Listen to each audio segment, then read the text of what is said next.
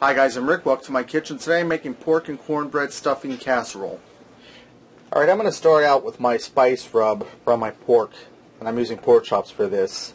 In a small bowl here, I'm going to mix together a half a teaspoon of paprika, and I'm just eyeballing this, guys.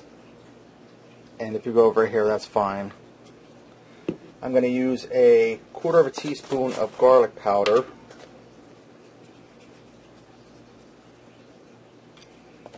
That's a little over, but that's fine.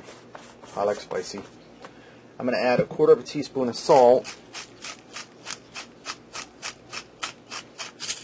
and a quarter of a teaspoon of pepper. I'm going to go in there with a spoon and stir this up well. Okay, now in a large skillet I'm warming up here, I'm going to stick in roughly a half of a stick of margarine. You could also use butter for this if you like. And I'm going to melt this down. And I'm going to put in a shot of olive oil. That will help keep that margarine from scorching. You also put a little vegetable oil in there with it. Alright, now that my margarine's starting to melt nicely, and my skillet's warming up, I have some boneless pork chops here that I cut out of a pork loin. I'm going to get these in here, and I'm going to fry these over medium-high heat till they're golden brown, and then I'll flip them. And that spice rub that I made, I'm going to try to squeeze all these chops down here, so it's nice to have a large skillet like I have here when I do this. And that spice blend that I made, I'm going to sprinkle that over my chops here. And when I flip them over and brown the other side, I'll sprinkle that side with the seasoning as well. Alright, now that my pork chops are browned and seasoned on both sides, I'm going to pull them out of the skillet. They're still pink in the middle. They're just brown on the outside, but we're not done cooking these. And there's all that yummy butter and olive oil and pork juices in there. And the next step, we're going to use them for that. I'm going to set my pork chops aside for this now. Now I have 1 large onion, 2 stalks of celery that I diced up, and about a quarter of a cup of flat leaf parsley I'm going to put in there.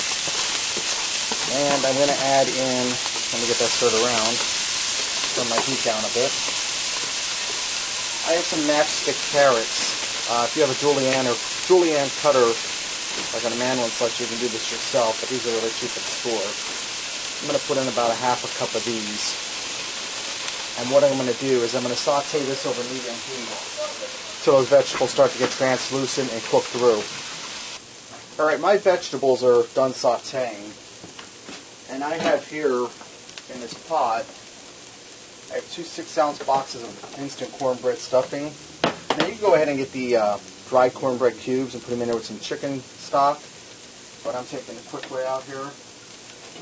Now I already mixed this up and made it, so I'm going to add that right in this casserole or right in the skillet with the vegetables.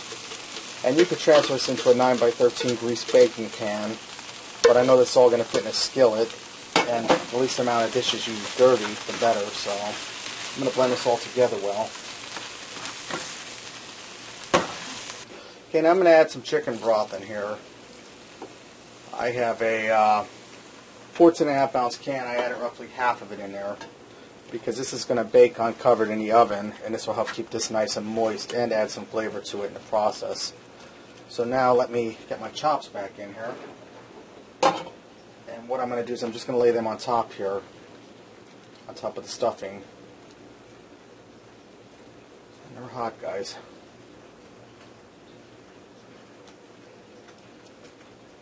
And this juice, this pork chop juice, I'm just going to dump down over there.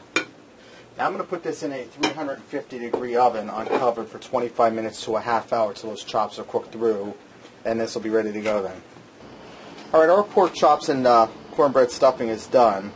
Before I dish it up, I'd like to give a shout out to a very special lady. Her name is Sarah over at Simply Sarah. She was really sick in the past and hasn't been on YouTube for about a year, and now she's posting videos again.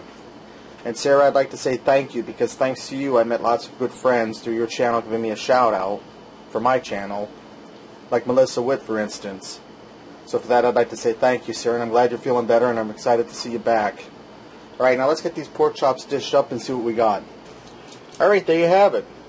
Pork and cornbread stuffing casserole. Give this a try. I think you'll like it. And until next time, I'll see ya.